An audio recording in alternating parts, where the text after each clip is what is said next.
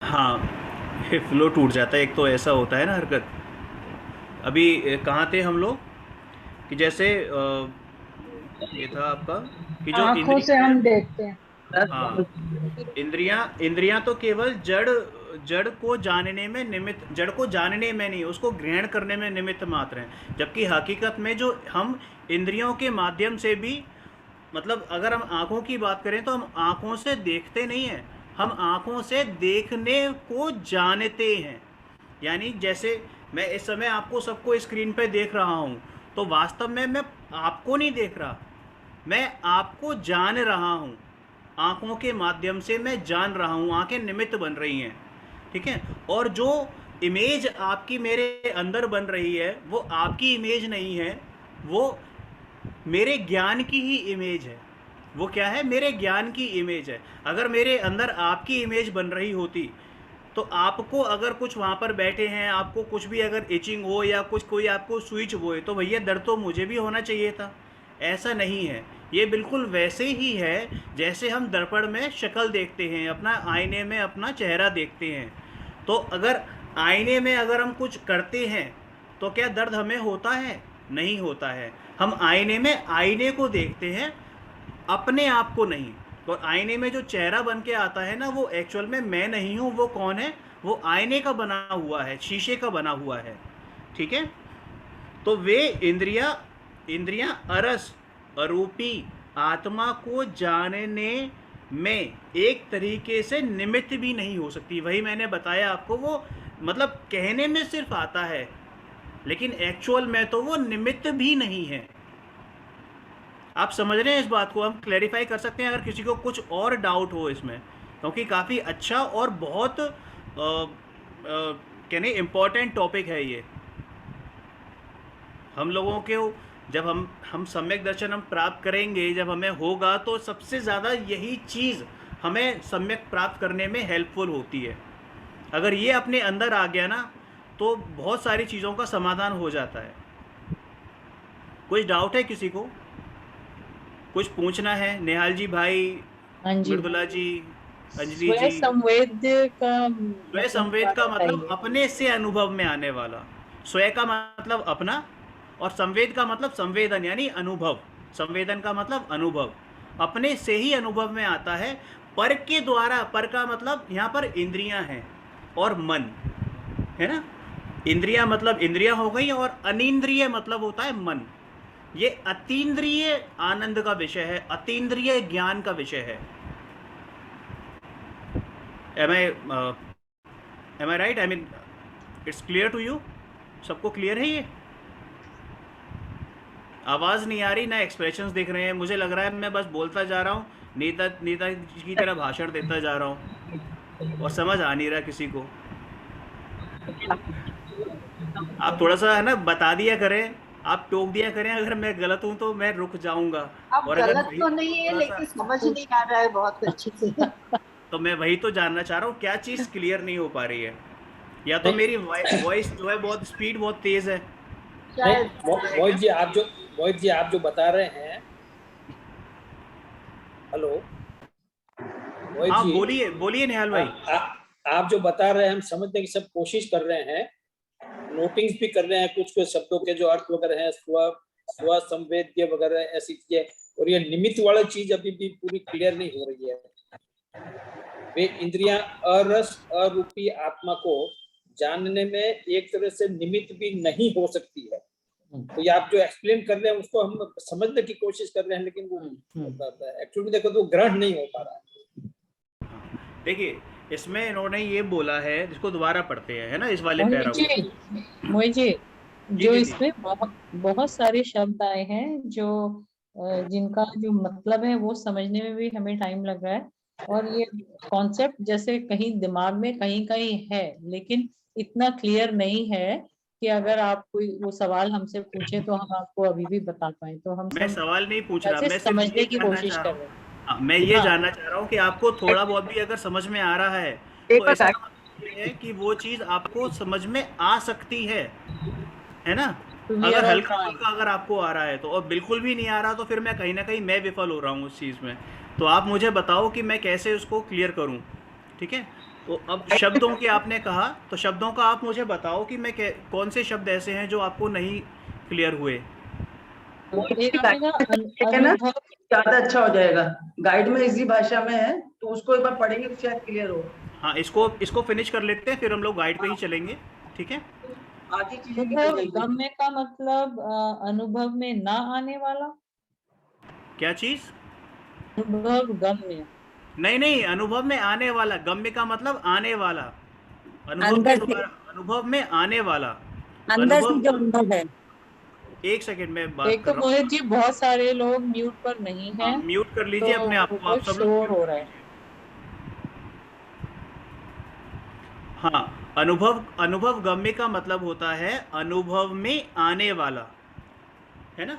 और वो अनुभव में आने वाले का मतलब अनुभव इंद्रियों से नहीं, और ना ही अनिंद्रिय, अनिंद्रिय का मतलब मन, ना ही मन से है और ना ही इंद्रियों से है। ये तो अपने अनुभव का विषय है, जो ज्ञान है अपना, अतीन्द्रिय ज्ञान, अतीन्द्रिय आनंद, उसमें उसके अनुभव में आता है, ठीक है। थोड़ा सा और आगे पढ़ते हैं और चीजें क्लियर होंगी। हाँ मेरी आवाज आ रही है क्या? हाँ दीदी, मेरी आवाज आ रही है? दीदी जय जिनेन्द्र दीदी। हाँ। जय जिनेन्द्र दीदी। आने वाला बोले तो जाते हैं। दीदी वॉइस कट गई, दीदी फिर वॉइस कट गई।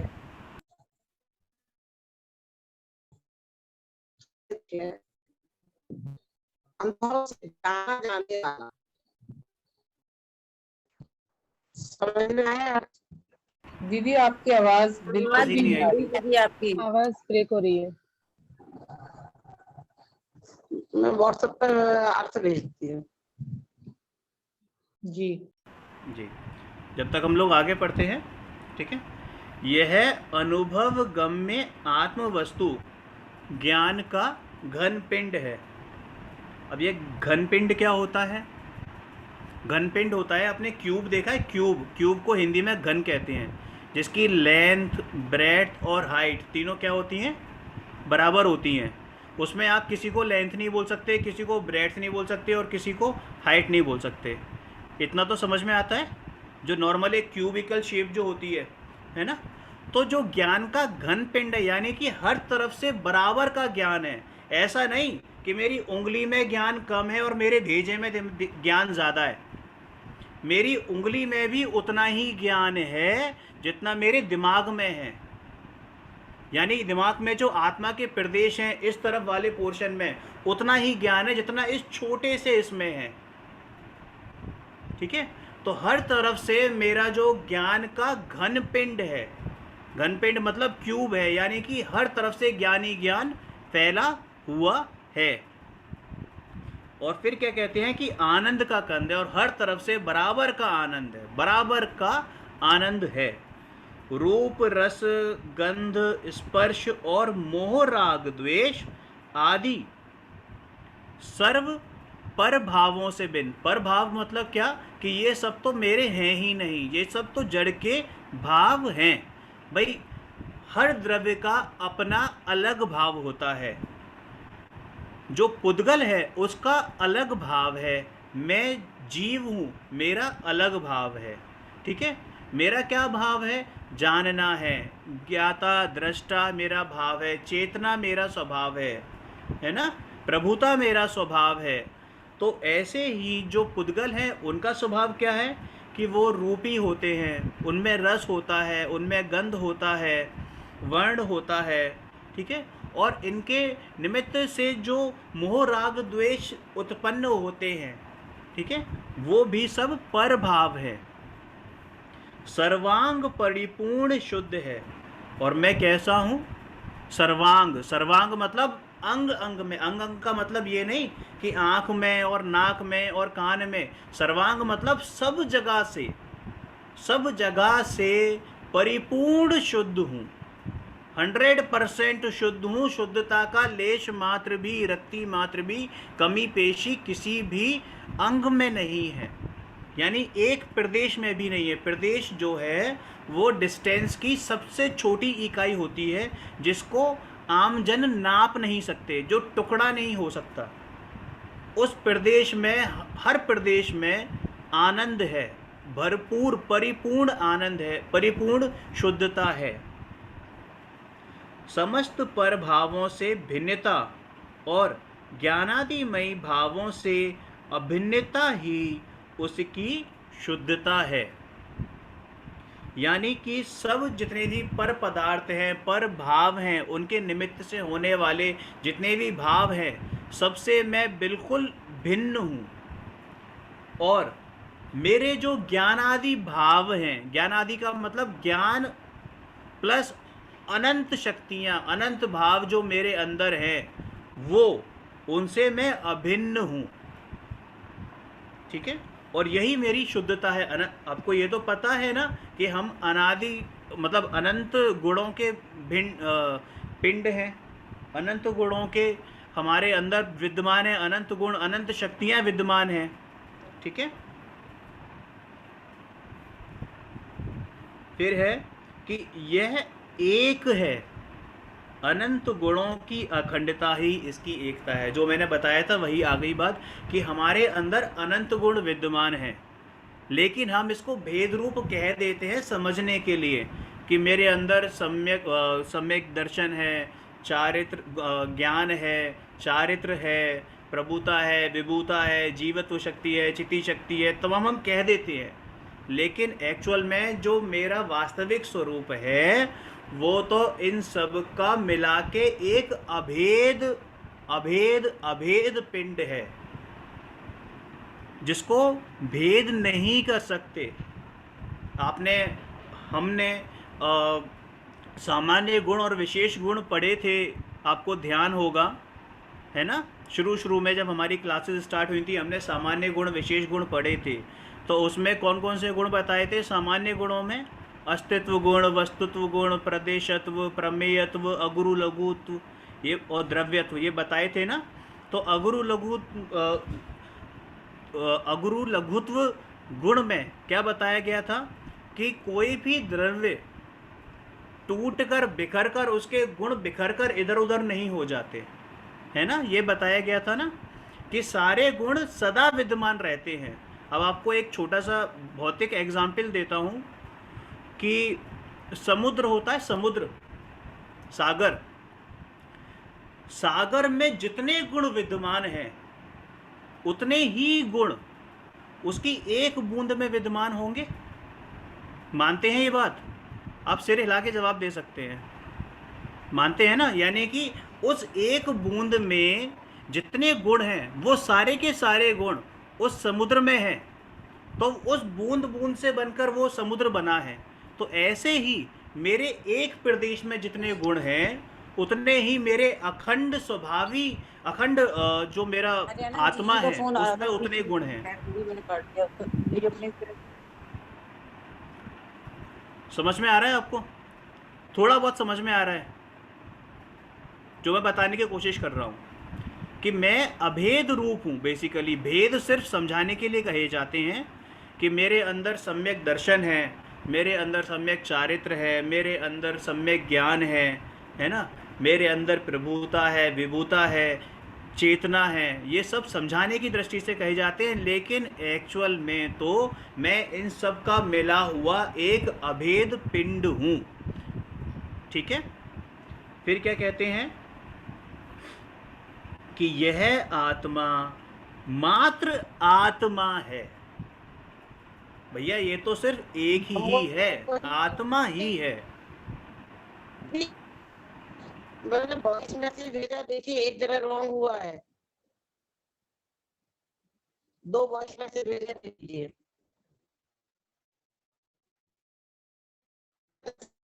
दर्शन ज्ञान चाहता हूँ, आवाज नहीं आ रही।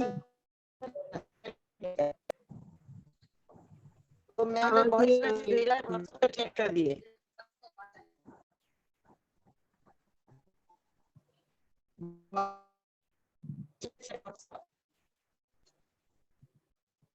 दीदी आपकी आवाज नहीं आ रही। आवाज नहीं आ रही। इसमें दीदी ने ये बताया है कि जैसे एक प्रश्न था अनुभव गम्य वाला, है ना। तो अनुभव गम्य का मतलब ये भी हम ये लेते हैं कि जैसे चीनी है, चीनी मीठी है, ठीक है, तो मैं उसको देख के नहीं बता सकता, मैं उसको टेस्ट करके जान के बता सकता हूँ, है ना। टेस्ट ने जाना है ना, टेस्ट के द्वारा यानी टंग के द्वारा मैंने उसको जाना है, तब उसका मीठापन मेरे को समझ में आया है। तो मीठापन मैंने जाना है ना, किसके द्वारा जाना है? टंग के द्वारा, टेस्ट के द्वारा, है ना, रस के द्वारा जाना है। कोई काला है, गोरा है, मैं उसको कैसे जानता हूँ? आँखों के द्वारा देखकर उसको जानता हूँ। ये दीदी ने बताया था अनुभव गम में, यानी कि अनुभव में जाने वाला, अनुभव के द्वारा जाने वाला। इंद्रियों के अनुभव से जाना जाए। नहीं नहीं नहीं नहीं, ये तो पुद्गल के लिए हो गया। जो इंद्रियों के द्वारा जो होता है जाने वाला, वो पुद्गल के द्वारा जाने वाला होता है। लेकिन जो एक्चुअल में हमने टेस्ट भी लिया ना, वो भी सिर्फ जाना है, तो वो अपने ज्ञान के द्वारा जाना है, वो अपने ज्ञान के द्वारा जाना है।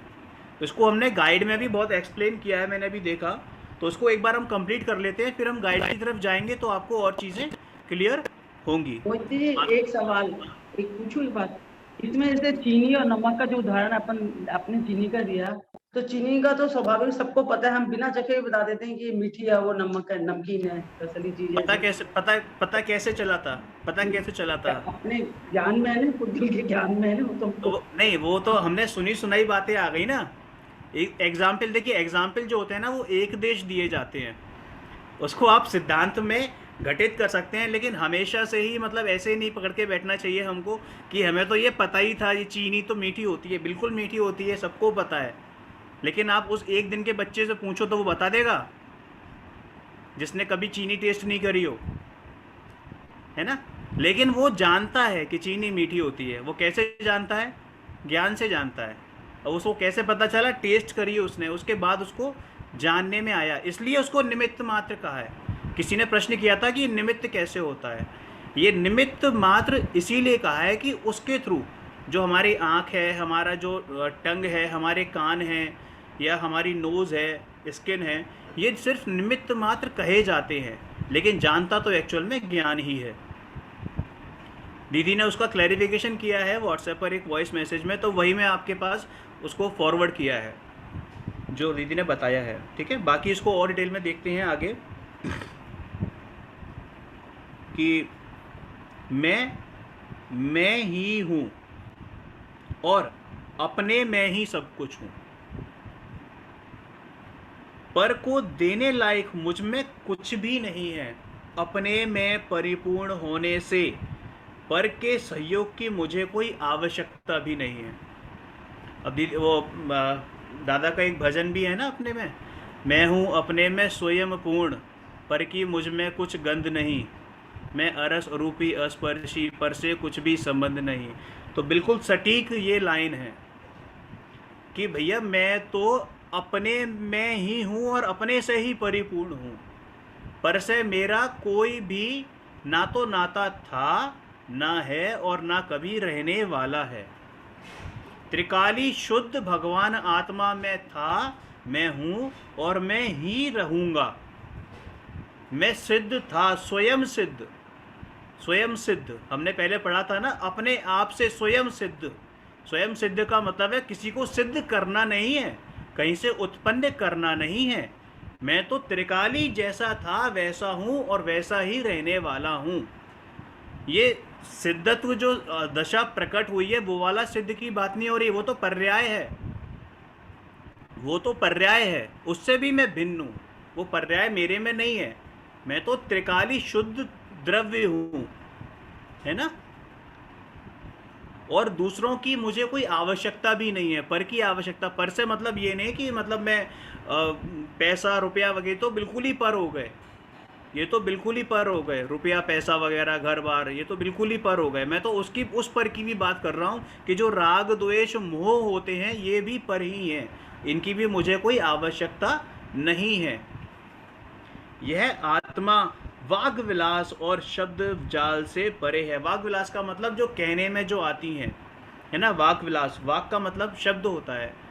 अगर दीदी क्लियर करें इस चीज़ को, अगर आवाज़ आ रही हो उनको तो। दीदी, वाग विलास का मतलब क्या होता है एग्जैक्टली?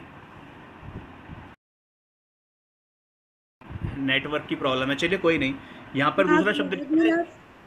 बाद हाँ मिलाप बताइए। मतलब बाद मिलाप मतलब वाद विवाद के विषय नहीं है, हाँ वही है ना। बातचीत का विषय नहीं है। यही मैं सोच रहा था, वाक मतलब बातचीत का विषय नहीं है, और ये शब्द जाल से बिल्कुल परे है, मतलब शब्दों में कहने में नहीं आ सकता। बराबर। कोई बता सकता है आत्मा कैसा है? नहीं बता सकता, सिर्फ अनुभव से जाना जा सकता है। यही बताया आगे भी, मात्र अनुभूति गम्य है, अनुभूति से ही इसको जाना जा सकता है, बातों से नहीं जान। मैं कितना भी बोल दूं, अरे मेरी तो कोई औकात नहीं, केवली भगवान ने कितना बोला है, तब भी नहीं समझ में आ सकता अगर अनुभूति नहीं हुई है तो, है ना। वो आपको हथेली पे रख के नहीं दिखा सकते, ये देख तेरा आत्मा, या ये देख मेरा आत्मा। आत्मा तो अनुभूति गम्य है, अनुभूति से ही जानने में आता है। अनुभूति को, आत्मानुभूति को प्राप्त करने का उपाय बहुत सबसे इम्पोर्टेंट चीज़ है। हमारे दिमाग में जब से हमने पढ़ना स्टार्ट किया है तब से ये प्रश्न उठता है, और कई लोगों से डिस्कशन भी होता है कि अनुभूति हो कैसे। क्यों दीदी? सभी को आता है ना अनीता दीदी? सभी को ये प्रश्न उठता है कि अनुभूति कैसे हो। क्यों मृदुला जी? भैया समझ ही नहीं आता अनुभूति कैसे है हो, ना, ये प्रश्न अनुभूति तो कैसे हमेशा हो? रहता है दिमाग में। बिल्कुल बिल्कुल, ये प्रश्न हमेशा रहता है, और इसका एकमात्र तरीका सिर्फ ये है, तत्व विचार, तत्व चिंतन। ठीक है। स्वाध्याय आपने और दीदी ने बताया तो था, मेरे दिमाग में शुरू में यही सवाल था कि स्वाध्याय करते रहो, धीरे धीरे समझ आ जाएगा। स्वाध्याय करते रहने से हमें समझ में आने लगती हैं, लेकिन वो समझ में आना चाहिए, उसको अनुभव में ग्रहण करना चाहिए, तब धीरे धीरे करके ये चीज़ें हमें क्लियर होती जाती हैं, और हमें तत्व विचार हमारा बढ़ता जाता है, तत्व चिंतन बढ़ता जाता है। लेकिन ये ऐसे नहीं कि हमने कर लिया, 1 घंटे की 2 घंटे की क्लास हुई और फिर अपना अगले हफ्ते देखेंगे, हमने पढ़ तो लिया, ऐसा नहीं।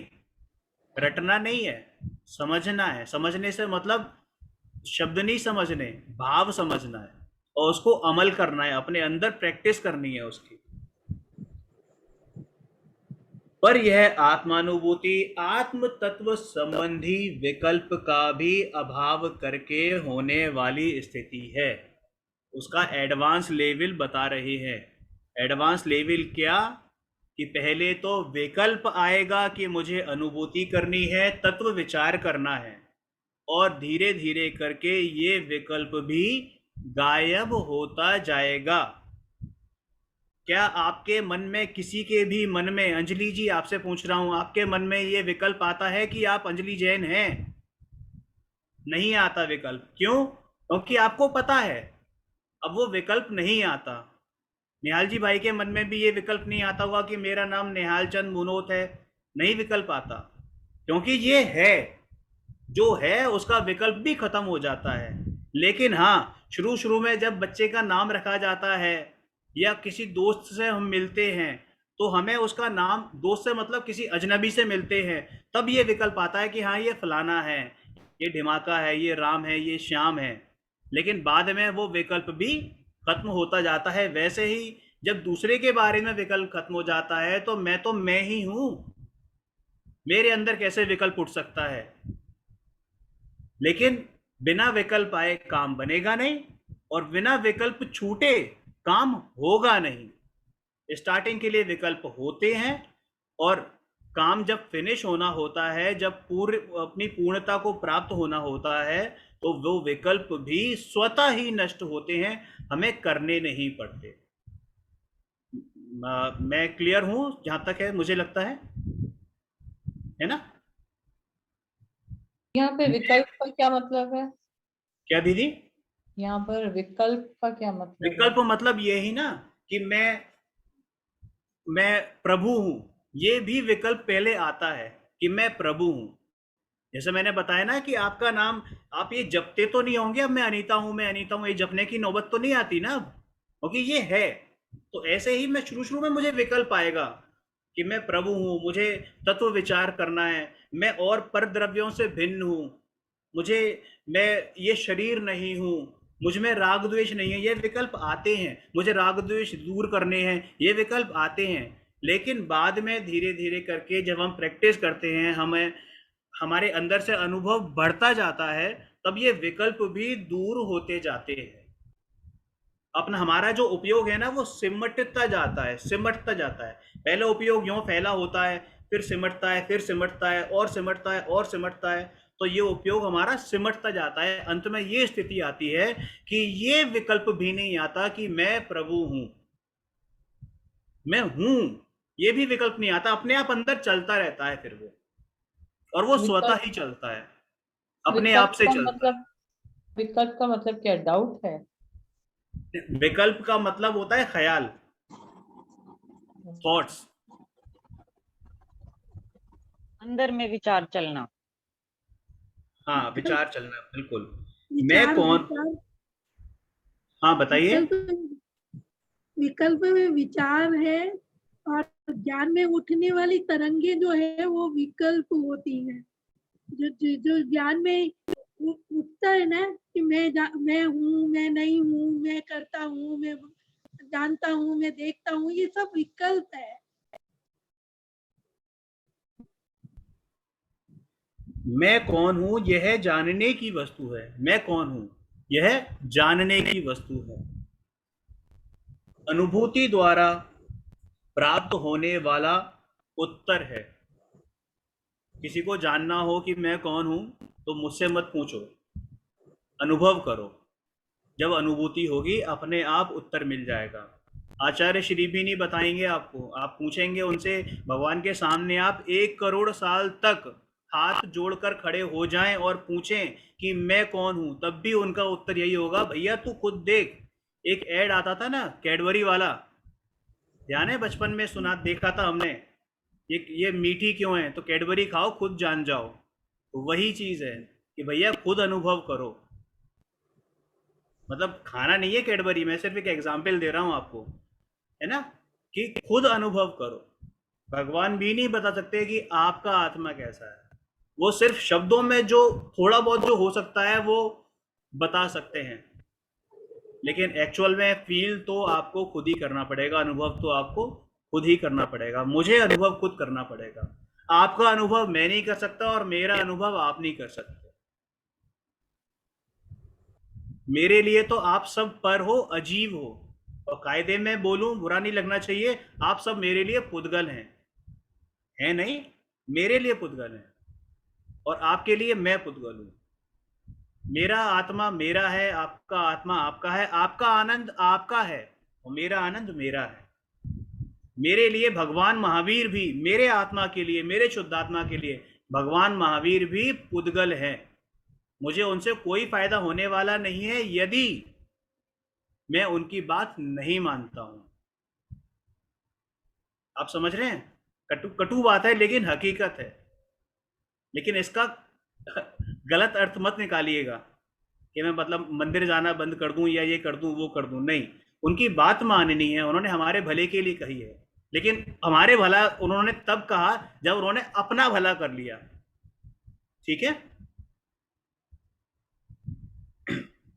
यह वाणी द्वारा व्यक्त करने और लेखनी द्वारा लिखे जाने वाली वस्तु नहीं है। ये मैं क्लियर कर चुका हूं आपको। वाणी और लेखनी की इस संदर्भ में सिर्फ इतना ही इंपॉर्टेंस है कि ये उसकी ओर इशारा करती है कि भैया ये दिशा है, दशा नहीं है। डायरेक्शन बताती है सिर्फ कि ऐसा करेगा तो अनुभव में आ सकता है, आएगा, अनुभव में लाएगा नहीं। क्लियर है? मुझे लगता है जो बाद में थोड़ा जो अभी 10-15 मिनट का डिस्कशन हुआ है उसमें चीजें क्लियर हुई होंगी, है ना। अब इसको हम गाइड से पढ़ते हैं। इसमें किसी को कोई डाउट हो तो बात कर सकते हैं, डिस्कस कर सकते हैं। बहुत इंपॉर्टेंट टॉपिक है ये। जी, मुझसे गाइड से मैं पढ़ूं? हाँ निहाल जी भाई, और धीमे धीमे पड़ेगा, एक एक पैराग्राफ पर हम लोग बात करेंगे, हाँ, एक एक पैराग्राफ पर बात करेंगे हम लोग, ठीक है? जी जी। मैं कौन हूँ? तो दीदी एक बार मेरे मैसेज सुनिए, एक दो चीजें यहाँ पे स्पष्ट किया है मैंने। वॉइस मैसेज सुनिए। जी दीदी।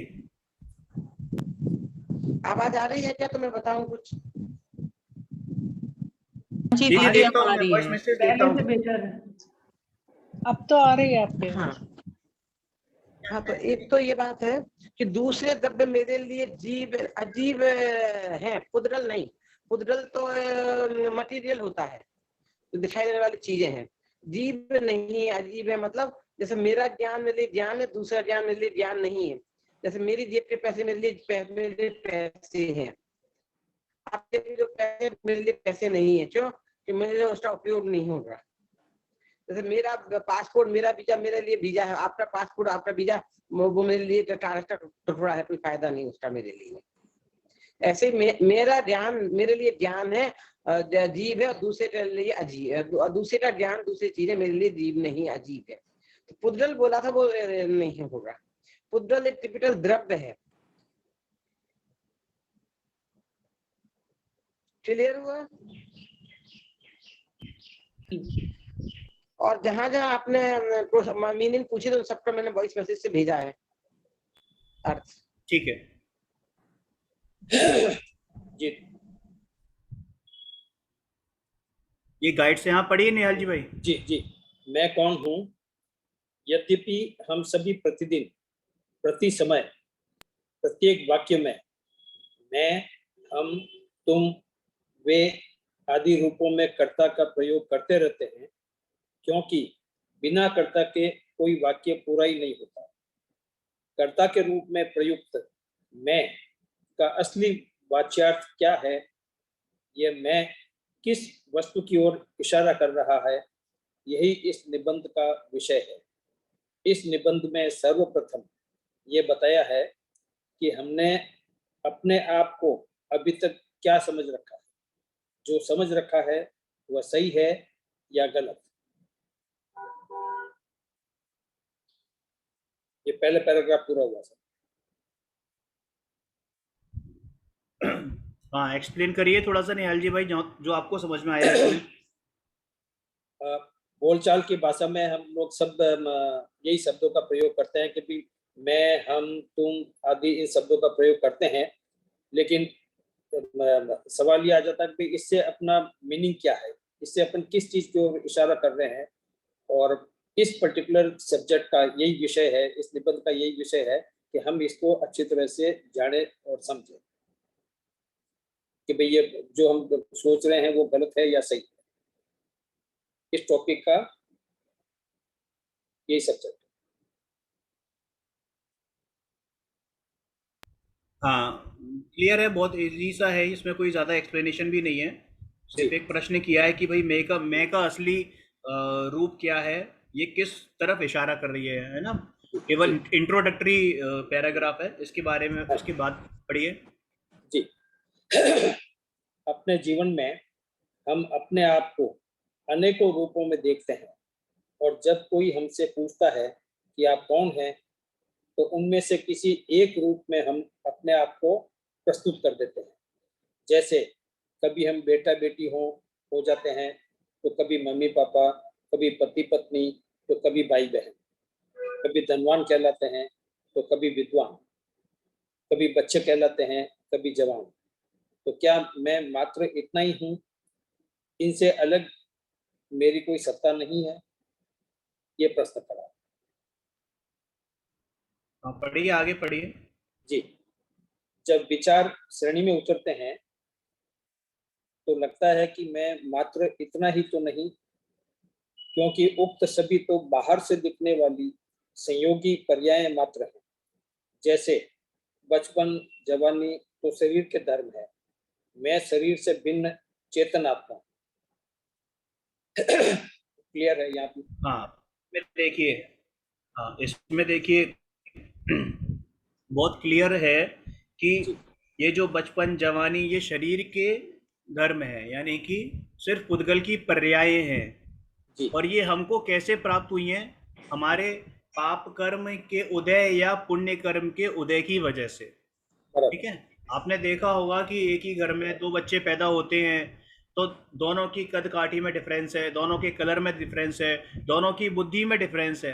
एक ही माँ की औलाद है लेकिन फिर भी दोनों की बुद्धि में डिफरेंस है, दोनों के फाइनेंशियल स्टेटस में डिफरेंस है ना? तो क्या मतलब है इसका कि ये सब हमें जो मिला है ये सिर्फ हमारे कर्मों के संयोग की वजह से मिला है। इसमें कोई हमारा योगदान नहीं है इसमें कि हमने कोई बहुत बड़ा तीर मार लिया। ये हमें संयोगी पर्यायों से हमें मिले हैं, है ना?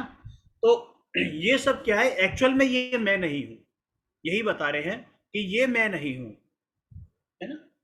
आगे पढ़िए। आप म्यूट हैं। मैं सेठ भी नहीं हूँ, क्योंकि सेठ तो धन के संयोग से कहा जाता है। मैं तो असंयोगी आत्मा हूँ। इस पर कोई कह सकता है कि माना मैं बेटा बेटी सेठ ग्राहक नहीं, पर मैं पंडित तो हो ही सकता हूँ, क्योंकि ज्ञान तो आत्मा में ही पैदा होता है। नहीं, मैं पंडित भी नहीं हो सकता, क्योंकि जो कम अधिक होता है, जिसका संयोग वियोग होता हो, वो मैं कैसे हो सकता हूँ? मैं तो अनादि अनंत त्रिकाल रहने वाला पदार्थ हूँ, और पंडिताई आज है कल नहीं। अथवा पंडित तो शास्त्र ज्ञान के कारण कहा जाता है। मैं तो निगोध जैसी अल्प ज्ञान दशा में और सिद्ध जैसी पूर्ण ज्ञान दशा में भी रहने वाला हूँ। हाँ, आत्मा। देखिए वही चीज इसमें बताइए जो हमने किताब में पढ़ी थी अभी, जी जी। कि जो चीज पैदा हो सकती हो वो चीज नष्ट भी होगी, वो नष्ट या हो। जो चीज पैदा हो सकती है अगर, तो वो मेरी नहीं हो सकती, क्योंकि वो मेरी नहीं है, मेरी अवस्था नहीं है, मेरा स्वभाव नहीं है। स्वभाव क्या होता है? जो परमानेंट होता है, स्थिर होता है, वो स्वभाव होता है। और ज्ञान तो मेरे में सदा काल से था, कभी पैदा नहीं हुआ। मैं जब मैंने 10th करी या 12th करी और मैं अपने आप को पंडित मानने लगूं, तो इसका मतलब ये नहीं कि मैं पंडित हो गया, है ना? मैंने बहुत सारे शास्त्र पढ़ लिए तो इसका मतलब ये नहीं कि मैंने बहुत बड़ा विद्वान हो गया, क्योंकि वो दशा तो प्रकट हुई है, लेकिन और वो दशा मेरी नहीं है, क्योंकि वो प्रकट हुई है, वो पैदा हुई है। और जो मेरी थी वो मेरे में तो ज्ञान अनादि से था, अनंत काल तक रहने वाला है। जब मैं निगोद में था, आप में से किसी को भी दिखाई नहीं देने वाला था, तब भी मेरे में ज्ञान था, उतना ही ज्ञान था जितना आज है। प्रकट में कितना है वो अलग बात है, लेकिन एक्चुअल में जो पूर्ण ज्ञान है वो तो तब भी था, आज भी है। और जब मैं सिद्ध अवस्था में प्राप्त कर लूंगा तब भी उतना ही ज्ञान रहने वाला है। मेरे में जितना ज्ञान है, भगवान महावीर स्वामी में जितना ज्ञान है, कोई अंतर नहीं है, कोई भी अंतर। जितना मैं जानता हूं उतना ही वो भी जानते हैं, सिर्फ प्रकटता में अंतर है उतना ही। ठीक है, इसको आप ऐसे समझ सकते हैं कि जैसे हमने, सूरज होता है, सूर्य का जो प्रकाश होता है उसको आवरण में ढक लिया जाता है, बादलों के आवरण में ढक जाता है वो। तो क्या हम ये मान लें कि सूर्य का प्रकाश कम है? सूर्य ने प्रकाश नहीं किया भैया, सूर्य का तो उतना ही प्रकाश है, उसकी उतनी ही सामर्थ्य है, उतनी ही शक्ति है ना? लेकिन प्रकटता में नहीं है अभी, सिर्फ ये अंतर है। और वो क्या है? संयोग वियोग है। वो क्या है? संयोग वियोग है। यहाँ पे लाइन लिखी है ना कि क्योंकि जो कम अधिक होता है उसका संयोग वियोग होता है, वो मैं नहीं हूं, वो मैं कैसे हो सकता हूं? मैं तो अनादि अनंत त्रिकाल रहने वाला पदार्थ हूं, और ये पंडिताई तो आज है, कल नहीं थी और कल भी नहीं होगी। मैं मर जाऊंगा तो खत्म। अथवा पंडित तो शास्त्र ज्ञान के कारण कहा जाता है। मैं तो निगोध जैसी अल्प ज्ञान दशा में भी और सिद्ध जैसी पूर्ण ज्ञान दशा में भी रहने वाला हूं। अब यह अल्प ज्ञान और पूर्ण ज्ञान सिर्फ प्रकट ज्ञान की प्रकटता को कहा गया है ना? यहाँ पे आत्मा को पदार्थ का अनादि जी अनंत काल रहने वाला पदार्थ, आत्मा को पदार्थ बिल्कुल माना। बिल्कुल बिल्कुल। संक्षेप में कहें, हाँ पढ़िए विनय भाई।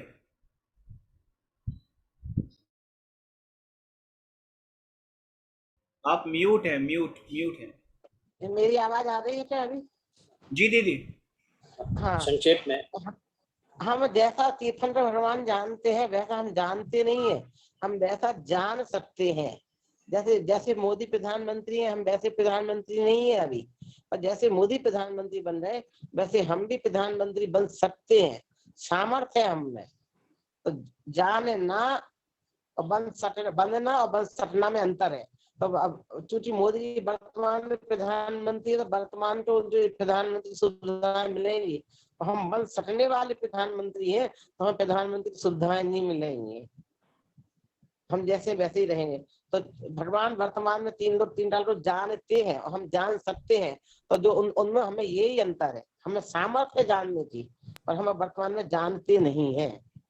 हमें ज्ञान की हमारी शक्ति ऐसी है, ज्ञान का विकास ऐसा है, विकास करे तो ऐसा हो सकता है। इस सामर्थ्य की अपेक्षा बात है, वर्तमान पर्याय की अपेक्षा बात नहीं है।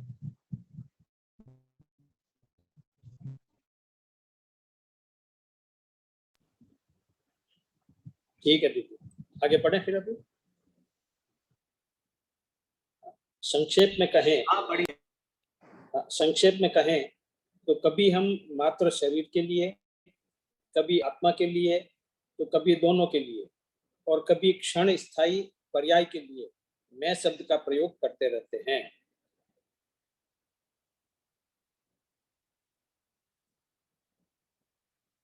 इसमें वर्तमान में प्रकट पर्याय के ज्ञान को क्षण स्थायी कहा है, क्योंकि वर्तमान में हमें जितना भी ज्ञान है वह पूर्व में नहीं था, और भविष्य में रहेगा या नहीं इसकी गारंटी नहीं।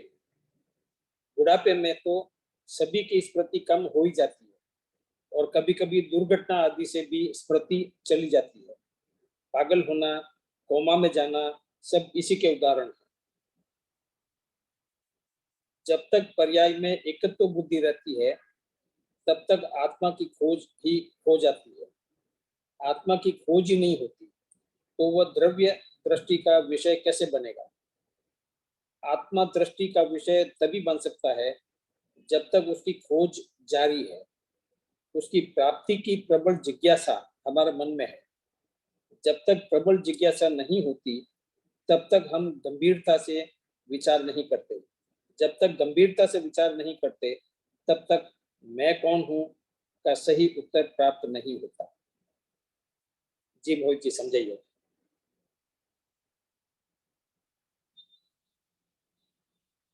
हाँ इसमें देखिए कि इसमें वर्तमान में प्रकट पर्याय के ज्ञान को क्षण स्थायी कहा है। क्षण स्थायी का मतलब टेम्परेरी, बिल्कुल है ना।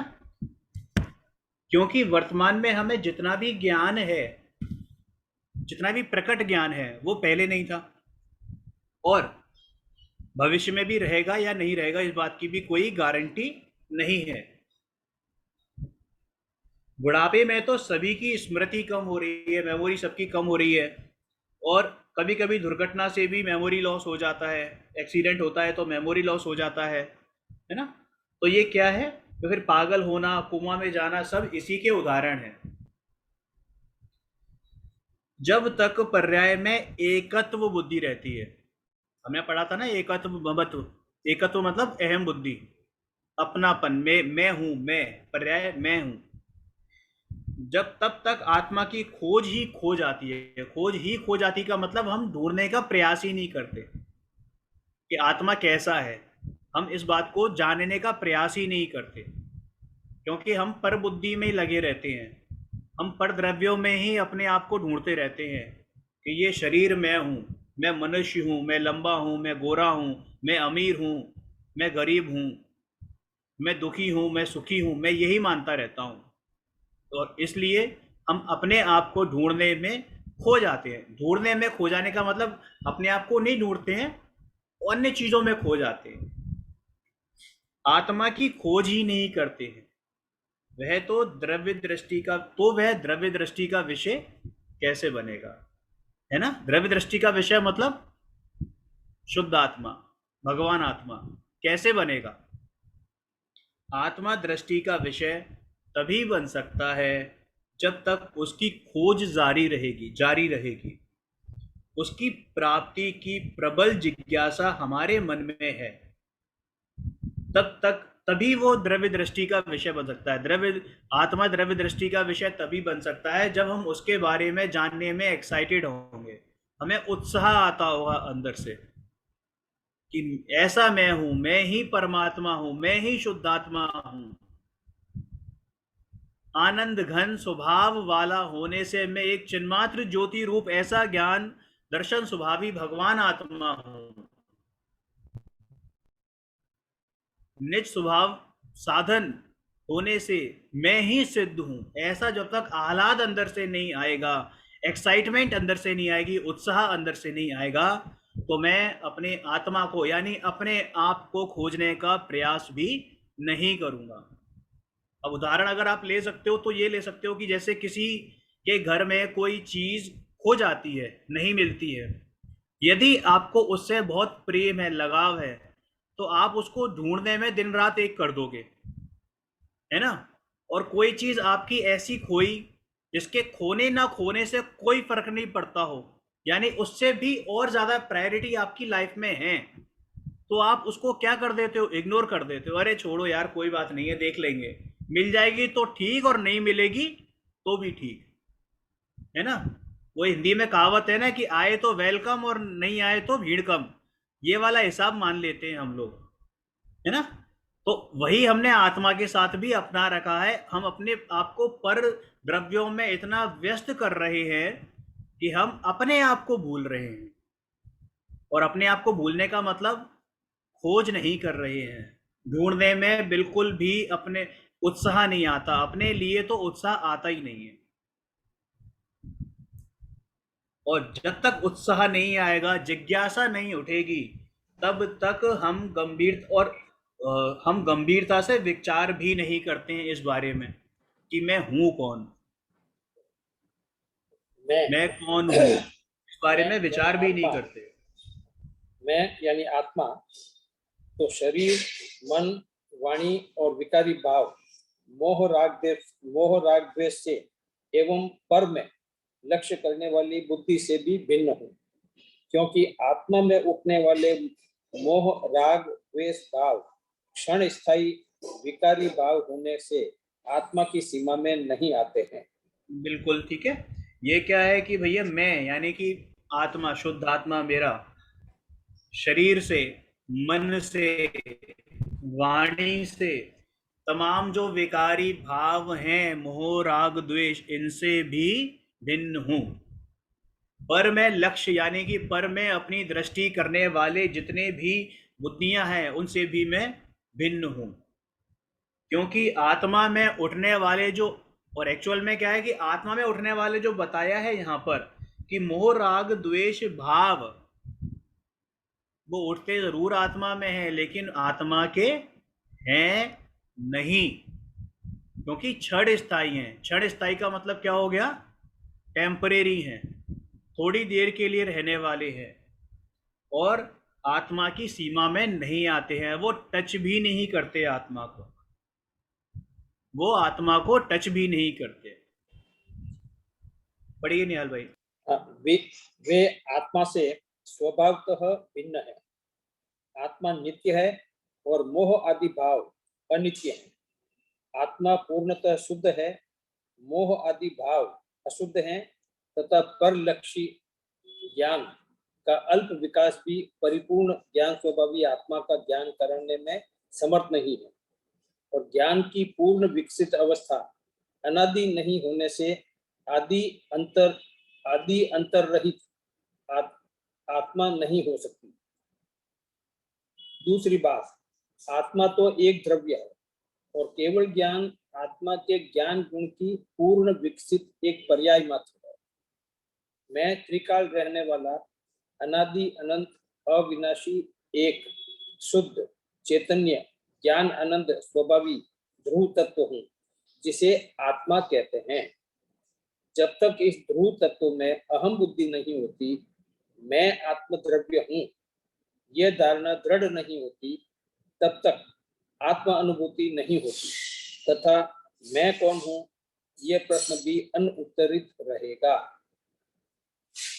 हाँ जी। आत्मा, वे आत्मा से, वे मतलब कौन, जो ऊपर विकारी भाव बताए गए हैं वे। आत्मा से स्वभावतः, स्वभावतः का मतलब स्वभाव से, आत्मा के जो स्वभाव है, आत्मा का स्वभाव है ज्ञान दर्शन स्वभावी, आनंद स्वभावी, चेतना स्वभावी, इनसे भिन्न है। आत्मा नित्य है, नित्य का मतलब त्रिकाली है, हमेशा से रहने वाला है और जैसा था वैसा ही रहने वाला है। आत्मा में रंच मात्र भी चेंज नहीं होता है ना, जैसा था वैसा रहने वाला है। मोह आदि भाव अनित्य हैं, और ये मोह आदि भाव कैसे हैं, विकारी भाव, ये अनित्य हैं। अनित्य का मतलब कभी थे, कम क्वांटिटी में भी हो सकते हैं, ज्यादा क्वांटिटी में भी हो सकते हैं, और जब हम अनंत अवस्था केवली बनेंगे तो ये भी गायब हो जाएंगे। सम्यक प्राप्त होगा तो मिथ्यात्व भी गायब हो जाएगा, है ना। आत्मा पूर्णतः शुद्ध है, पूर्णतः शुद्ध है, मोह आदि भाव अशुद्ध हैं, तथा परलक्षी, परलक्षी का मतलब दूसरे का लक्ष्य करके, पर का लक्ष्य करके जो ज्ञान है, जो पर की तरफ जो ज्ञान जाता है, ऐसा ज्ञान, इसका अल्प विकास भी परिपूर्ण ज्ञान स्वभावी आत्मा का ज्ञान कराने में समर्थ नहीं है। मतलब जो ज्ञान हमारा पर की तरफ जा रहा है, वो ज्ञान भी हमें ज्ञान कराने में समर्थ नहीं है। हमारे जो परिपूर्ण ज्ञान स्वभावी आत्मा है, उसका ज्ञान कराने में समर्थ नहीं है। यानी कि जिस ज्ञान से हम पर को जानते हैं, मतलब ये ज्ञान तो एक ही है, लेकिन जब हम पर को जानते हैं, आप मान के चलिए, ये बोलना चाह रहे हैं कि जब हम पर को जानते हैं, तो जब हम पर को जानते हैं तो उस समय हम अपने आप को नहीं जानते। नहीं, मतलब अपने आप को जानने से मतलब कि ज्ञान स्वभावी आत्मा का ज्ञान नहीं हो सकता उसमें। हमें अपने आप को समेट के अपने अंदर में लाना पड़ेगा, तभी मैं परिपूर्ण ज्ञान स्वभावी आत्मा का ज्ञान कर सकता हूं। और ज्ञान की जो पूर्ण विकसित अवस्था अनादि नहीं होने से आदि अंतरहित आत्मा नहीं हो सकती। दूसरी बात, आत्मा तो एक द्रव्य है और केवल ज्ञान आत्मा के ज्ञान गुण की पूर्ण विकसित एक पर्याय मात्र है। यहाँ क्या बता रहे हैं कि जो केवल ज्ञान है ना, वो भी मेरा नहीं है, वो भी मेरा स्वभाव नहीं है। क्यों नहीं है? क्योंकि केवल ज्ञान तो उत्पन्न हुआ है और मैं उत्पन्न होता नहीं हूँ, मेरा स्वभाव तो त्रिकाली रहता है। तो ऐसे ही केवल ज्ञान भी मेरी पर्याय, मेरा कहना चाहिए स्वभाव नहीं है, क्योंकि ये तो पर्याय है। ठीक है, जैसे अगर हम बात करें, चीनी मीठी तो थी और मीठी है और मीठी ही रहेगी। चीनी में से मिठास को आप अलग नहीं कर सकते, सोने में से स्वर्ण पने को आप अलग नहीं कर सकते। वैसे ही मेरा जो त्रिकाली स्वभाव है, ज्ञान दर्शन चेतना स्वभाव है, उसको मुझ में से अलग नहीं कर सकते। और ये तो सब पर्याय हैं, चाहे वो केवल ज्ञान हो, चाहे ये मति ज्ञान हो, श्रुति ज्ञान हो, अवधि ज्ञान हो, मन पर्याय ज्ञान हो, ये सब क्या है? सिर्फ पर्याय है। ठीक है, मैं त्रिकाल रहने वाला, अनादि अनंत, अविनाशी, एक शुद्ध चैतन्य ज्ञानानंद स्वभावी ध्रुव तत्व हूं। मैं तो मात्र एक हूं। और ये जितने भी विशेषण बताए हैं ना, ये शब्द नहीं है, मेरी शक्तियां हैं, मेरे अंदर हैं और सदा काल विद्यमान है। सदा काल अपने आप को हमने पहचान लिया तो दुनिया की, संसार के सारे सुख हमें छोटे लगने लगेंगे। जितना सुख अपने अंदर भरा है, इतना अंदर भरा है, इतनी शक्तियों का घन पिंड हूं मैं, अनंत शक्तियों का घन पिंड हूं मैं, अविनाशी हूं, एक हूं। एक का मतलब यहां पर अभेद, भेद बताया है। ज्ञान दर्शन चेतना रूप जितने भी भेद हैं उनसे भी मैं अभेद हूं। ऐसा नहीं कि वो है नहीं मुझ में, वो मुझ में ही है, लेकिन है क्या,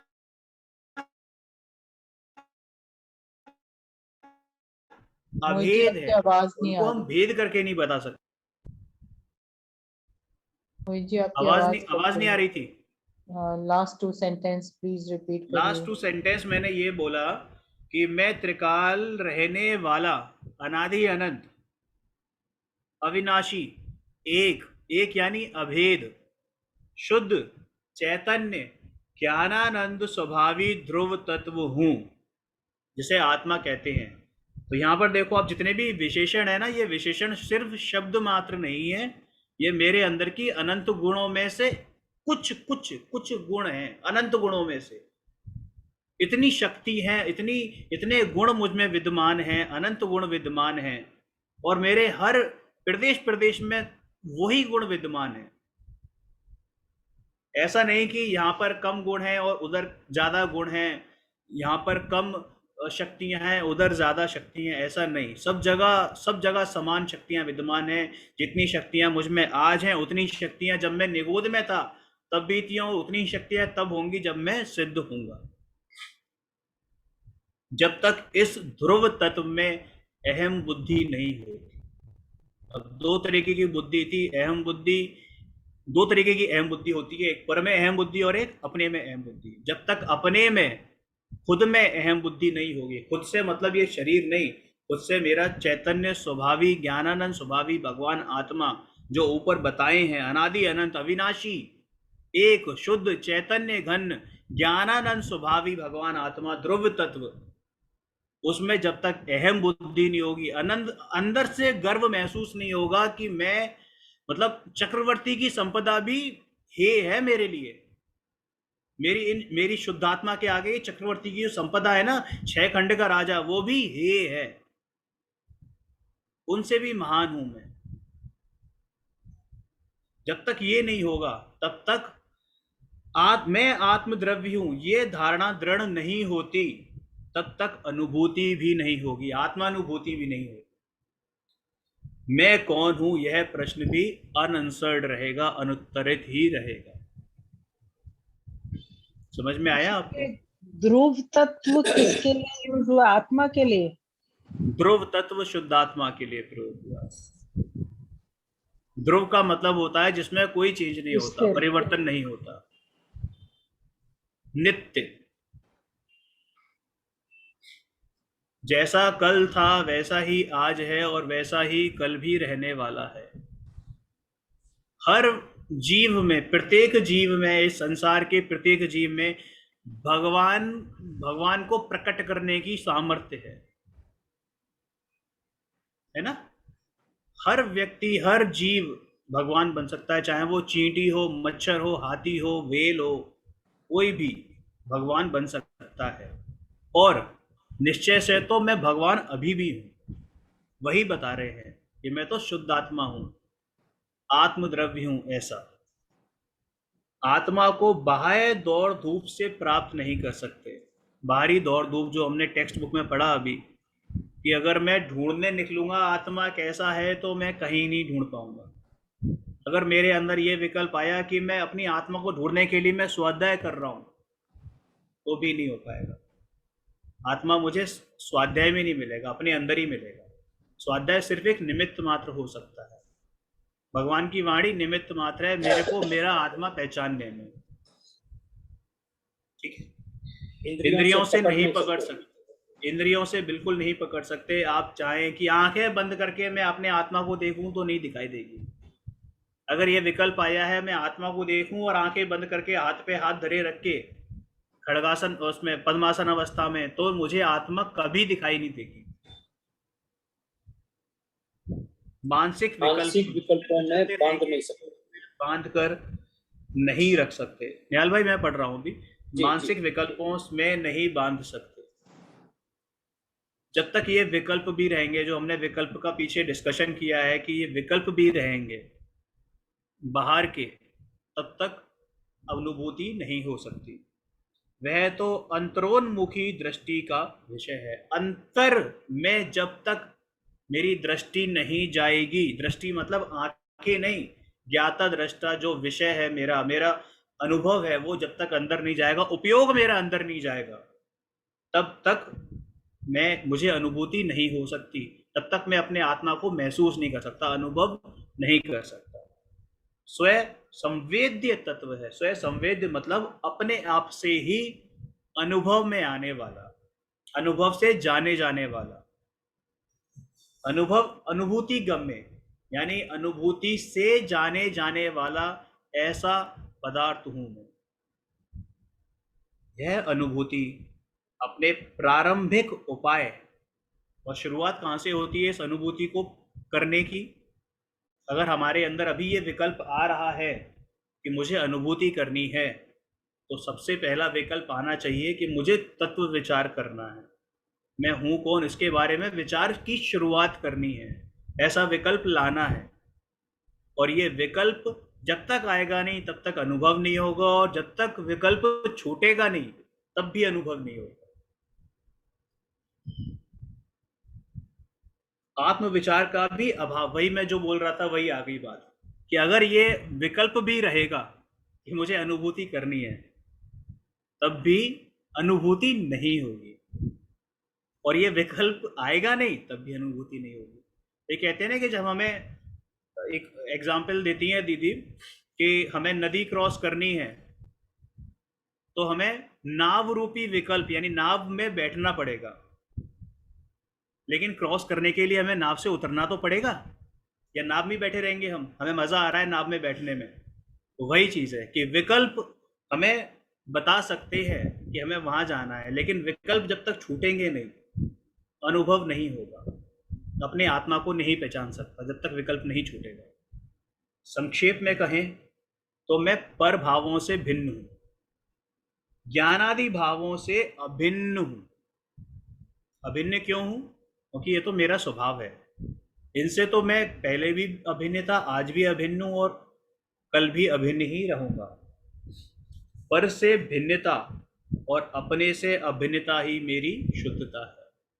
एकत्व विभक्त आत्मा बताते हैं, एकत्व का मतलब होता है पर से भिन्न, एकत्व का मतलब होता है अपने से अभिन्न, और विभक्त का मतलब होता है पर से भिन्न। ऐसी आत्मा बताई है। मैं अनंत गुणों का अखंड पिंड हूं। वही बताया था मैंने, गुण यहाँ भी उतने गुण हैं, उसकी लेंथ में, उसकी ब्रेड्थ में भी, उसकी हाइट में भी उतने ही गुण विद्यमान हैं। ऐसा अखंड पिंड हूं, और अखंड पिंड हूं बिल्कुल। मेरे एक भी गुण को मैं लॉस नहीं कर सकता। एक जो साइंस के स्टूडेंट होंगे वो समझ सकते हैं कि an atom can neither be created nor be destroyed. एक परमाणु को ना तो आप पैदा कर सकते हो ना ही नष्ट कर सकते हो। वैसे ही मेरे गुणों के साथ भी है। मेरे गुण जब मैं निबोध में था तब भी उतने ही थे, आज भी उतने ही हैं। जब मैं अरंत अवस्था प्राप्त करूंगा तब भी उतने ही होंगे, और सिद्ध अवस्था में भी उतने ही रहने वाले हैं। मुझे पर से कुछ नहीं चाहिए, ना मैं पर को कुछ दे सकता हूँ, यही मेरी पूर्णता है। मैं तो ज्ञानानंद स्वभावी चैतन्य तत्व। अब इसमें कुछ अगर डाउट हो, मेरी शक्ति सामर्थ्य के अनुसार जो मैंने आपको बताया उसके हिसाब से मैं कोशिश करूंगा, क्योंकि आज दीदी का नेटवर्क थोड़ा सा स्लो है, तो गलतियां मुझसे बहुत सारी हुई हैं, क्योंकि मैं भी आप में से एक ही हूँ। लेकिन जो भी प्रयास रहा थोड़ा सा उसको, और मेरी तरफ से कुछ गलती हुई हो तो क्षमा प्रार्थी हूँ उस चीज़ के लिए। और जो भी डाउट रहेंगे जो मैं क्लियर आप म्यूट पर चले गए। आवाज चली गई आपकी।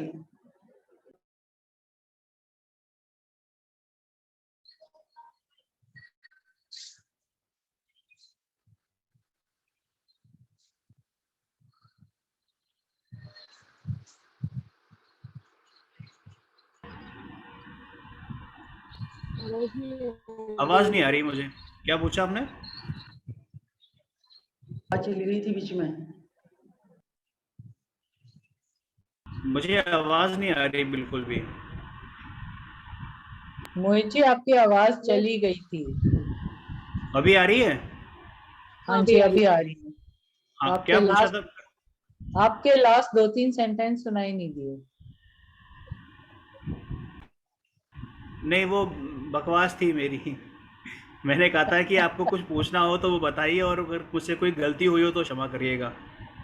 जो भी मेरा मतलब शक्ति सामर्थ्य उसके हिसाब से मैंने कोशिश की है एक्सप्लेन करने की। इसके बाद के बाकी कोई सेंटेंस डाउट होगा अगर मुझे पता होगा तो मैं क्लियर करने की कोशिश करूंगा, अदरवाइज फिर दीदी क्लियर करेंगी। कोई डाउट हो?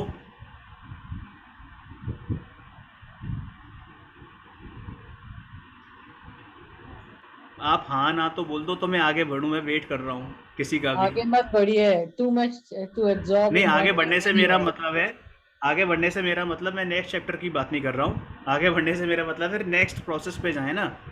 नहीं, वो पिछला जो सिद्ध पूजन हुआ था ना, उसका रिवीजन कर लेते हैं, एक एक अंतरा सब कर नहीं, लेते हैं, तो वो भी बहुत जल्दी कवर हुआ था, वो एब्जॉर्ब वो हुआ नहीं दीदी है, करवाएंगी, वो कई कई बेटर बार रहेगा। पढ़ा। मैं इसमें एक काम, हाँ दीदी, मैं इसमें एक काम करता हूँ, जो अपनी गाइड में क्वेश्चन आंसर्स है ना इसी चैप्टर के, उसको हम लोग एक बार देख लेते हैं, ठीक है? जी। हाँ। पहला प्रश्न, मैं पंडित किस अपेक्षा से कहलाता हूँ? कौन आंसर देगा? हाथ खड़ा करिए। अंजलि जी आप बताइए।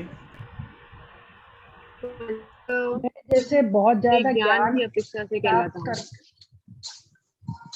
पता नहीं किसी ने बोल दिया, ज्ञान की अपेक्षा से, मैं वही कहती। अंजलि जी आप बताइए। मैं ज्ञान की अपेक्षा से मैं पंडित कहलाता हूँ। मेरे को कितना नहीं, ज्ञान ज्ञान है, ज्ञान तो सभी में ही है, ज्ञान तो सभी में ही है। क्योंकि जितना मैं ज्ञान प्राप्त करता हूँ, जितने जैसे मैंने डिग्रियां ले ली, शास्त्र पढ़ लिए, तो उन सब की अपेक्षा से, मैं शास्त्रों की अपेक्षा से, ज्ञान की अपेक्षा से पंडित कहलाता हूँ।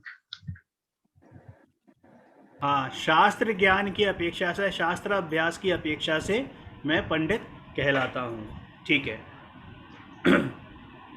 मैं कौन हूँ निबंध में मैं का वाच्यार्थ क्या है? मैं बोलूं भैया? हाँ बताइए पूनम जी।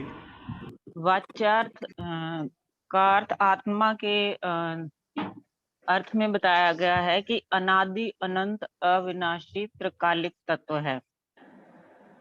जब तक ज्ञान स्वभावी अविनाशी ध्रुव तत्व में अहम बुद्धि की वही मैं हूँ ऐसी मान्यता है, तब तक मैं कौन हूँ यह इस प्रश्न का उत्तर नहीं मिलता है। अनुभूति का प्रारंभिक उपाय क्या है? चेतना जी, थर्ड क्वेश्चन। चेतना जी। मैं बोलूं? थर्ड क्वेश्चन बताइए आप आंसर। तत्व विचार। कोई देख नहीं रहा है इधर। हाँ चेतना जी आप बताइए हाँ, थर्ड क्वेश्चन का आंसर। हाँ, आत्मानुभूति का प्रारंभिक उपाय है अपने मतलब अहम बुद्धि नहीं होनी चाहिए, और तो वहीं से अपनी आत्मानुभूति का प्रारंभ हो सकता है। नहीं, तत्व स्वाध्याय विचार। और तत्व विचार नहीं होगी नहीं। एक। अरे भैया, अरे एक एक करके, एक एक करके, एक एक करके मैं पूछ रहा हूँ ना, मैं पूछ रहा हूँ एक एक करके। हाँ अनीता दीदी बताइए। तत्व विचार और अहम बुद्धि। रिपीट करिए, रिपीट। क्या बोला आपने? तत्व विचार और अपने ध्रुव तत्व में अहम बुद्धि। आवाज नहीं आ रही। बिल्कुल। आत्मानुभूति कब तक प्राप्त नहीं होती? Hand raise. मैं बताऊं? हाँ हाँ चेतना जी।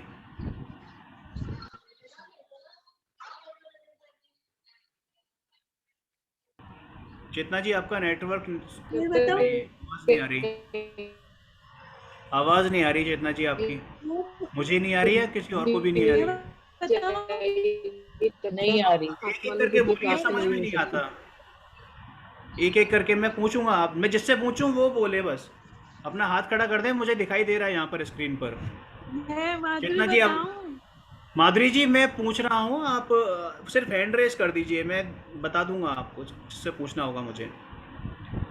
जब तक ध्रुव तत्व में अहम बुद्धि नहीं होती है कि मैं आत्मद्रव्य में अपने में हम नहीं समाते हैं, तब तक हमें आत्मद्रव्य की नहीं होती।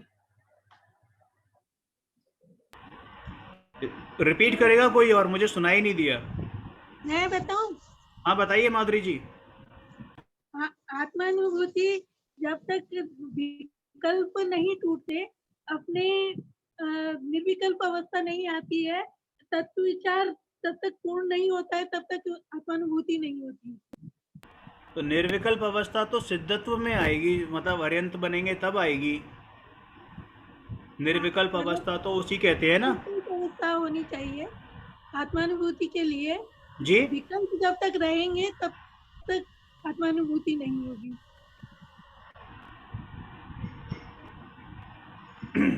कौन से विकल्प रहेंगे? तत्व विचार के विकल्प, तत्व विचार के भी टूटेंगे तब है ना, जो निर्विकल्प अवस्था होगी वो आत्मानुभूति की अवस्था होगी। निर्विकल्प अवस्था तो मैंने बताया ना, केवल ज्ञानी होते हैं उनको होती है। तो फिर तब तक क्या करेंगे जब तक हम 13वें गुणस्थान में ही जाएंगे नहीं, तो कैसे क्या वो करेंगे जो तब तक? नहीं, वो जो ज्ञानात्मक सविकल्प अवस्था ये जो अवस्था बनी रहती है ना, वो अवस्था नहीं रहती है तब तक जो है आत्मानुभूति नहीं होती। मतलब वो एक समय के लिए, एक समय की जो बहुत छोटी इकाई है, उस समय में दर्शन, ज्ञान और चारित्र की एकता होनी चाहिए। हाँ, ये हुई ना बात। उस समय जब अनुभूति, जब तक हमें सारे विकल्प इधर उधर से घूमते फिरते रहेंगे, है ना, कि अगर मैं पुद्गलों की तरफ जाता हूँ, अजीव द्रव्यों की तरफ जाता हूँ, उसमें भी मेरे को विकल्प रहता है। और जब तक भेद रूप विकल्प चलता रहेगा तब तक भी अनुभूति नहीं होगी। जब तक ये पर में अहम बुद्धि लगी रहेगी, ममत्व बुद्धि लगी रहेगी, और जब तक विकल्प, भेद रूपी विकल्प भी रहेंगे, तब तक अनुभूति नहीं होगी। क्या आत्मानुभूति का? दोबारा बताइएगा हाँ, मोहित जी, भेद रूपी विकल्प। भेद रूपी विकल्प मतलब यही हो गया ना कि मैंने जब अपने अंदर गुण भेद किए कि मेरे अंदर दर्शन है, ज्ञान है, चारित्र है ना, जब तक ये भेद रूप रहेंगे, मैं सोचता रहूँगा इस बारे में, विकल्प चलते रहेंगे, तब भी अनुभूति नहीं होगी। एडवांस लेवल पे हम कह सकते हैं इसको, मतलब शुरुआती स्टेज में तो ये भेद आना ज़रूरी है, लेकिन उस भेद को जब तक हम अभेद नहीं करेंगे, एक नहीं करेंगे, ये भेद भी हमारे यहाँ से, हमारे विकल्पों से गायब नहीं होंगे, तब तक भी अनुभूति नहीं हो सकती।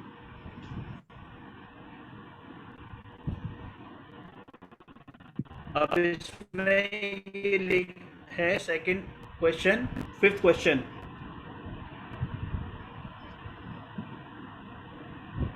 क्या अनुभूति के समय उसका प्रारंभिक उपाय विद्यमान रहता है?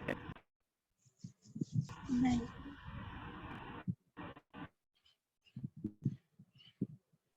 ये क्वेश्चन थोड़ा सा एक्सप्लेन करोगे भैया? ये क्वेश्चन ही नहीं समझ आ रहा। इसका आंसर सेकंड लास्ट पैराग्राफ में है।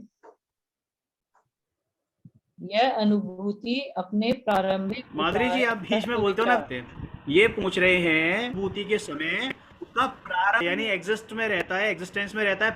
प्रारंभिक उपाय क्या था उसका? तत्व विचार था ना प्रारंभिक उपाय। तो क्या वो, जब हमारे अंदर अनुभूति होती है, तो क्या वो विद्यमान रहता है? उसका अभाव करने के नहीं रहता, तब विचारों में ही रहेंगे तो अनुभूति नहीं होगी। तत्व विचार जब तक रहता है ना, तब तक आत्मानुभूति नहीं होती। तत्व विचार में भेद ज्ञान, भेद विकल्प रहता है, और भेद विकल्प जब तक रहेगा तब तक आत्मानुभूति नहीं होगी। सुनाई दिया जब क्या? तक हमारे अंदर ये रहेगा, हमें भेद, जैसे माधुरी जी ने बताया बिल्कुल सही, उनकी आवाज़ पता नहीं सुनी या नहीं सुनी किसी ने, लेकिन जब तक हमारे अंदर ये भेद विकल्प चलते रहेंगे, तत्व विचार वाले भी, तब भी अनुभूति नहीं हाँ। होगी। क्या कह रहे हैं कि अनुभूति के काल में ये विकल्प नहीं होता, अनुभूति के हाँ, काल में, अनुभूति उससे के पहले काल में होता नहीं। है, उससे पहले तो होता पहले है भी और होता होना है, बाद ही, में भी होता है, हाँ, अनुभूति के बाद में होना भी ही होता है। चाहिए। हाँ, बिना विकल्पों के अनुभूति की तरफ आप बढ़ नहीं सकते, लेकिन अनुभूति के काल में विकल्प अवस्था नहीं होती। अनुभूति के काल में, यहाँ पे अनुभूति का काल बताया है, जब मैं अपने अंदर में जाता हूँ, मेरा उपयोग अंदर जाता है, बिल्कुल है ना, सम्यक दर्शन जो होता है ना, अंदर जब अनुभूति आती है, अनुभव होता है आत्मा का, उस समय मात्र में, तब ये वेद विकल्प नहीं होते बिल्कुल भी। बराबर, तब ये भी विकल्प नहीं आता कि मैं प्रभु हूँ। बराबर, बराबर। क्या फिर लिखा है कि आत्मा की शुद्धता से क्या तात्पर्य है? हाँ पूनम जी, आपका हैंड रेज है, एक सेकेंड। पूनम जी बताइए। मैं पर भावों से भिन्न हूँ, ज्ञानादि विभावों से अभिन्न हूँ। पर से भिन्नता और अपने से अभिन्नता ही मेरी शुद्धता है। ठीक है, और आत्मा की पूर्णता से क्या तात्पर्य है? कोई और?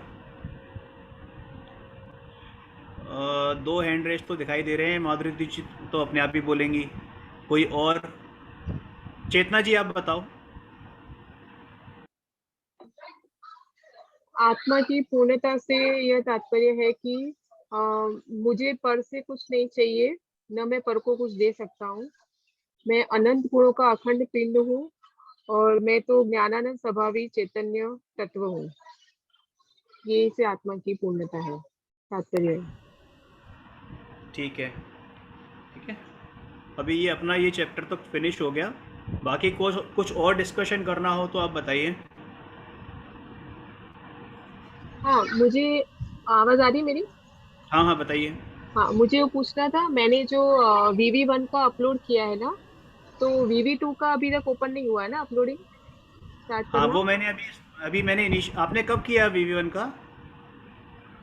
आज ही किया है मैंने, आज सुबह ही किया है। आप बता दिया करो मेरे को, मैं चेक कर लिया करूँगा, अच्छा है ना? अच्छा, ऐसे जो बताना भी है। करें, हाँ हाँ हाँ। नहीं मतलब बताने से मतलब ये है कि मैं रेगुलर नहीं, मतलब ऐसा नहीं होता ना कि मैं दिन में एक आध बार खोल के देख लेता हूँ। बता देते तो मुझे मालूम पड़ अच्छा जाता है कि अच्छा हाँ भाई ओके। इनका आया है या नहीं आया है, बस, है ना? जस्ट फॉर द इंफॉर्मेशन, हाँ नथिंग हाँ। एल्स। ठीक है ना? अच्छा नहीं, और उसमें बाकी जो आप आपने एक बोला था ना, जो मिथ्या भ्रांति वाला इन्वेस्टर, जो था, हाँ, वो मेरा लिखना बाकी है, तो वो मैं फिर से कर सकती हूँ अपलोड, की वो अभी फिर नहीं होगा? नेक्स्ट, वो आप नेक्स्ट में करिएगा, वो आप नेक्स्ट में करिएगा, अच्छा ठीक है, नेक्स्ट में उसमें अटैच कर दीजिएगा। ओके ओके ठीक है। जो VV2 का भेजेंगे ना, उसमें अटैच कर दीजिएगा। आवाज़ आ मेरा रही है भी, आपको मेरी? हाँ, मेरा भी मिथ्या भ्रांति लिखना बाकी है, बाकी सब हो गया है, तो नहीं तो उसके आप बाद ही वो नहीं, लिख आप के फिर जिन्होंने सबमिट नहीं किया है वो तो कृपया लिख दें, हाँ, अभी वो टाइम है। हाँ लिख के मैं कल सबमिट कर दूंगी। हाँ हाँ, ठीक है मोहित ना? भैया, मेरे को यहाँ पे दिखाई दे रहे हैं। हाँ भैया मैं हाँ पूनम ये है जी, ना 10 धर्म लक्षण पढ़ रही थी, इसमें कुछ शब्दों के अर्थ जानने हैं मेरे को।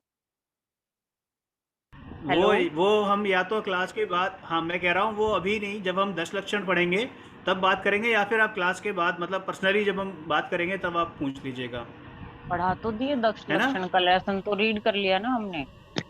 सेक्शन तो हो गया ना? अच्छा हो गए, मैं था रीड नहीं हो शायद गया। तो। हाँ, हाँ अच्छा हो आप गया अच्छा, 10 थे नहीं लक्षण। भैया, तो वो इसीलिए मैं। मैंने अभी पढ़ा नहीं है, तो मैं असमर्थ होऊंगा उस बारे में। कुछ अच्छा जनरल होगा अच्छा। तो मैं डेफिनेटली ट्राई करूंगा, है ना, आई थिंक बात एक तो समझाने ये के लिए। शब्द है कि अनंतानुबंधी शब्द आ रहा है ना, इसका आप बता दो। ये तो शायद कई बार आता है, जर्नल शब्द होगा, आप तो अध्याय करते हो क्योंकि। देखिए कौन सा हमने चैप्टर शायद, बता रहे हैं 10 लक्षण वाला? हमने कितने चैप्टर्स कर लिए हैं इस ये बुक के? बीच में कराया था दीदी ने शायद, लास्ट टू लास्ट क्लास में। मैं गाइड खोल रखी है, पाठ नंबर 9, वीतराग भाग विज्ञान 3, 5 तारीख को कराया था ये, 5 मई को। 10 ये पाठ लक्षण वहां 8 पे। है मेरे ख्याल से, ये 9 है, 8, 9 8, 9 नंबर है। और अभी ये गाइड का पेज नंबर है 135 पेज पे है, सेकंड लास्ट पैराग्राफ में। पंचम गुण स्थानवर्ती श्रावक के अनंतानुबंधी एवं अप्रत्यक्षानावरण कषायों के अभाव पूर्वक सातवीं प्रतिमा के योग्य निश्चय ब्रह्मचर्य होता है। भैया इसमें कई शब्द हैं, ये पूरी लाइन ही। पंचम गुण स्थानवर्ती तो पता है, अनंतानुबंधी, अप्रत्यक्षान और प्रतिमा, ये प्रतिमाएं क्या होती हैं मुझे ये जानना है। ये कसाय के भेद है, अनंतानुबंधी और प्रख्यातवरण कषायों के भेद हैं। ठीक है, ये देख लो। और ये प्रतिमाएं जो होती हैं ये 7 होती हैं, जो मुनि अपने उसके लिए तप लेते हैं, त्याग करते हैं 7 चीजों का, तो वो प्रतिमा कहते हैं। जैसे एक त्याग किया तो उसको, तो इसमें 7वीं प्रतिमा ब्रह्मचर्य में आती है। मुनि नहीं लेते हैं, मुनि भी लेते हैं, गृहस्थ भी ले सकते हैं, तो वो जितना ले सकते हैं।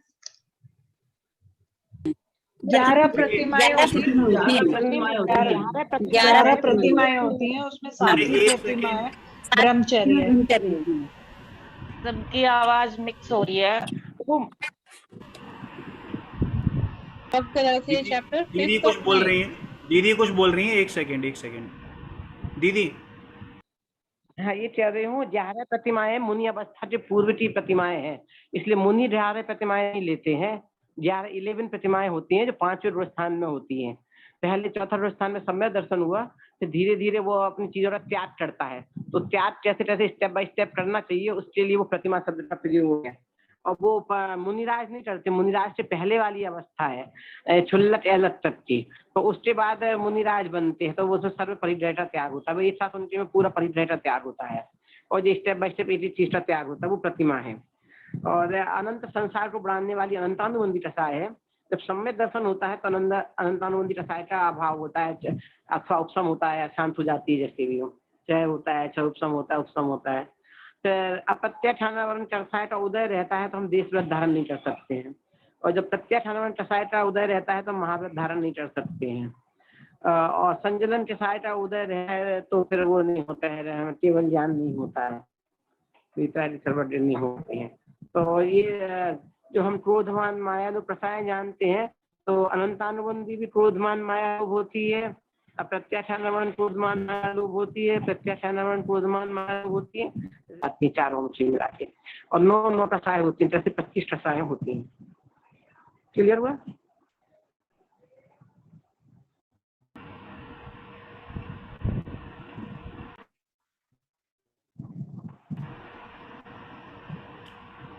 चलिए, अब हम टाइम भी हो गया है, तो हम लोग जिनवाड़ी स्तुति कर लेते हैं, फिर वाइंड अप करते हैं। ठीक है, बाकी जो आपके प्रश्न है एक बार ग्रुप में डाल दीजिएगा। अभी आज थोड़ा सा नेटवर्क दिक्कत है दीदी की तरफ से, तो दीदी ग्रुप में ही जवाब दे देंगी। जिसके जो भी प्रश्न है ना वो ग्रुप में लिख के डाल दीजिएगा। चलिए, निज निधि निज में बताई, ये अनंत उपकार है, उसके लिए जिन वाणी माँ को वंदना शत बार है, वंदना शत बार है। सभी को जय जिनेंद्र। जय जिनेंद्र। जय जिनेंद्र।